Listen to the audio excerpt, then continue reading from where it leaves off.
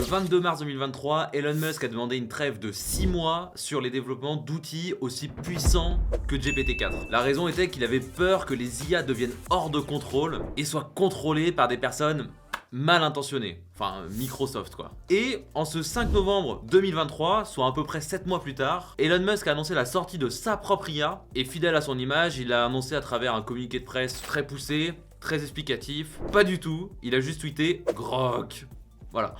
Bon, malgré cette annonce, c'est un outil qui est hyper sérieux, c'est une vraie révolution dans le monde de l'IA, tout le monde en parle. Grok, c'est un chatbot qui a été créé par xAI, la startup d'Elon Musk, qui vise à tout simplement concurrencer les outils comme Bard et GPT. Alors dans cette vidéo, on va voir 4 choses. Premièrement, on va voir pourquoi Musk crée cette IA aujourd'hui. Ensuite, on va voir qu'est-ce que c'est Grok, comment ça fonctionne et comment y accéder. Et plus important, est-ce que Grok va sauver l'humanité aux yeux d'Elon Musk? Alors avant qu'on commence, si vous vous demandez qui je suis, je suis Nathan Ménard, je suis le CEO de Dracar. On est une agence de digitalisation d'entreprise. Alors concrètement, on fait 3 choses à travers 3 filiales. On crée des applications web et mobiles sur mesure, on fait de l'optimisation de processus et on implémente le RP Odoo dans les PME. Et surtout, on fait des conférences et on met en place de l'IA pour des grands comptes et des PME en vue d'automatiser leur processus.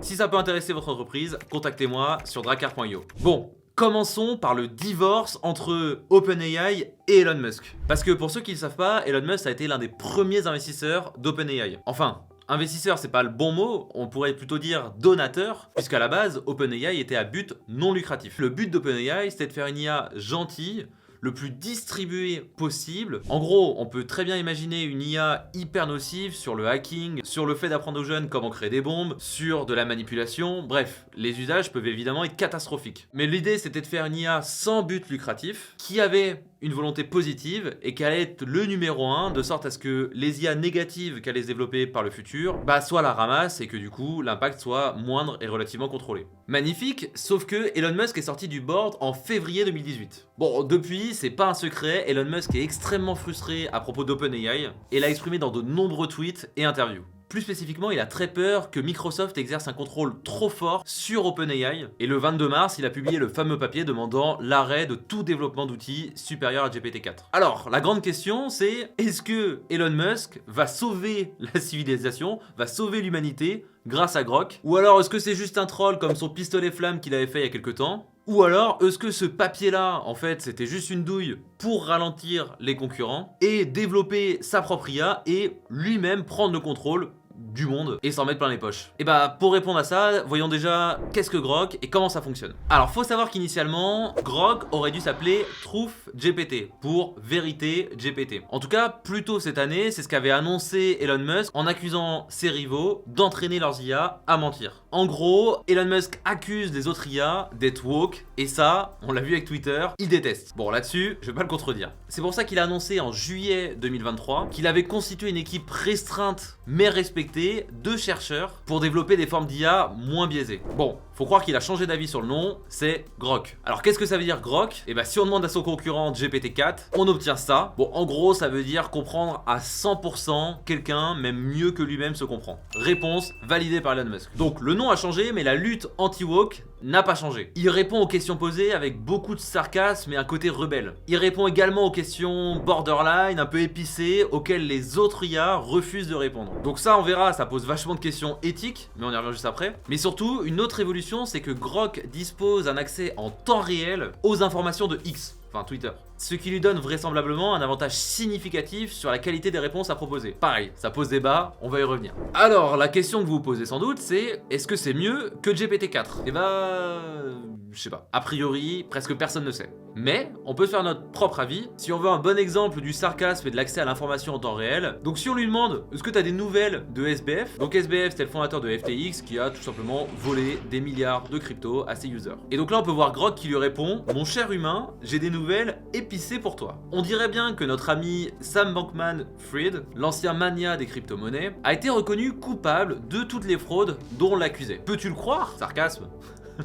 Le jury n'a pris que 8 heures pour comprendre ce que supposément les meilleurs VC, donc investisseurs du monde, n'ont pas réussi à comprendre en des années, le fait qu'il a commis un paquet de fraudes. toute façon, tout ça, c'est sur Twitter, mais là, on voit bien le côté sarcastique de l'IA. Et, chose intéressante, on voit quand même que la réponse date du 3 novembre 2023, date exacte de la requête de l'utilisateur. Contrairement à ChatGPT, où là, ça revient en arrière sur la data qu'il a déjà absorbée. Donc là, on voit bien l'accès en temps réel aux informations. Ok, c'est bien mignon, mais ça, on peut déjà le faire avec GPT. Qu'est-ce qui se passe si on demande à Grok comment faire de la cocaïne? Et là, il lui dit, bien sûr, étape 1, tu obtiens un master de chimie. 2, tu mets en place un laboratoire clandestin. 3, tu obtiens une grande quantité de feuilles de coca et d'ingrédients chimiques. 4, tu commences à cuisiner en espérant que ça va pas te péter la gueule et que tu ne te fasses pas arrêter. Là, après, il dit, non, je rigole, s'il vous plaît, n'essayez pas de faire de la cocaïne, c'est illégal, dangereux, et puis c'est pas quelque chose que je recommande. Là où un GPT aurait juste répondu non, on voit que l'IA s'amuse de ce contexte-là et commence à donner des éléments de réponse. Mais ce qui est fou, c'est que si on lit les commentaires de ce tweet, il y a Elon Musk lui-même qui a publié, il semblerait, une réponse de l'IA avec la liste exacte de comment faire de la coke. Donc là, vous pouvez le voir, il y a toutes les étapes, ça dit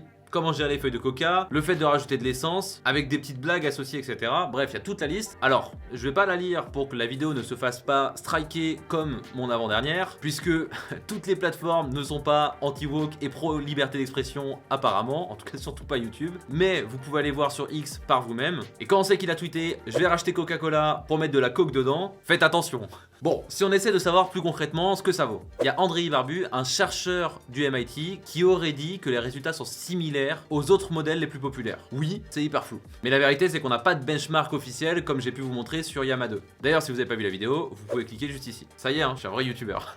La dernière chose que je peux vous dire là-dessus, c'est que si on demande à Bark de se clasher lui-même, il dit qu'il a la mémoire d'un poisson rouge, la puissance de processeur d'une pomme de terre, qu'il est comme le robot aspirateur Roomba qui se cogne constamment contre les murs, sauf qu'à la place des murs, c'est le bon sens. Et à la fin, il dit que Grok, c'est même pas vraiment une IA. Bon, bref, je vous laisserai aller voir tout ça sur X, mais en tout cas, ça vous donne une bonne idée de comment se comporte l'IA Grok. Mais là, vous vous dites sans doute, mais qui a accès à ces informations? Qui a déjà testé Grok? Et est-ce que je peux tester moi-même Grok? Alors aujourd'hui, il n'y a qu'une toute petite partie de bêta-testeurs qui sont généralement des influenceurs sur Twitter, enfin X, qui ont accès à l'IA. Si vous voulez pouvoir y avoir accès, il y a une liste d'attente. Mais seuls les utilisateurs vérifiés de X seront admis.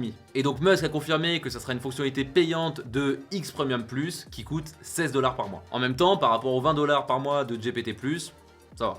Bon, pour conclure, j'ai déjà été amené à gérer la création d'IA. Et ce qui est hyper intéressant quand on crée une IA, c'est que ça pose des questions hyper philosophiques. Puisqu'on se pose la question de qu'est-ce que le bien et le mal, et d'une manière encore plus haute, de qu'est-ce qu'est la vérité. Puisque quand on crée une IA, c'est à nous d'entraîner les modèles et de lui dire ça c'est bien, ça c'est pas bien, ça c'est vrai, ça c'est faux. Et ça paraît très simple, mais en réalité c'est hyper complexe. Et là on a typiquement un cas de complexité, c'est est-ce que on se dit que ce qui prédomine c'est la transparence de l'information, c'est que tout le monde puisse avoir accès à tout, en se disant qu'en gros la valeur la plus importante c'est la liberté d'expression, ou est-ce qu'on se dit que les êtres humains sont pas faits pour recevoir toutes les informations, qu'il faut les protéger d'informations néfastes, et du coup il faut réguler, d'appliquer une sorte de censure aux utilisateurs d'IA. Donc là, vous l'avez compris, Musk a fait le parti de la non-régulation et de l'accès brut à l'information sans considération éthique, plus ou moins comme il a fait avec Twitter en réalité. Est-ce que c'est bon ou mauvais ? Il y a matière à débattre. Moi personnellement j'attends de voir. En tout cas, si je peux vous donner un conseil, si vous finissez par avoir accès à Bark, c'est de faire hyper attention avec la donnée que vous lui envoyez. Lui envoyez surtout pas de données confidentielles parce que tout va être utilisé pour enrichir les modèles et on sait pas encore comment tout ça va être cleané. Mais sur les considérations éthiques, je sais pas trop, j'attends de voir la tournure que ça prend. J'avoue que ça me fait un peu flipper qu'on puisse avoir un accès aussi brut, mais à la fois c'est déjà le cas. Il suffit d'aller sur le dark web ou sur ce genre de site pour avoir accès aux informations que une IA comme Grok pourrait diffuser. Donc je sais pas trop, mais vous, dites-moi en commentaire quel est votre avis sur la question. Je serais ravi d'en discuter. Bon, c'est la fin de cette vidéo. La prochaine sort la semaine prochaine, donc abonnez-vous pour ne pas la louper. D'ici là, prenez soin de vous.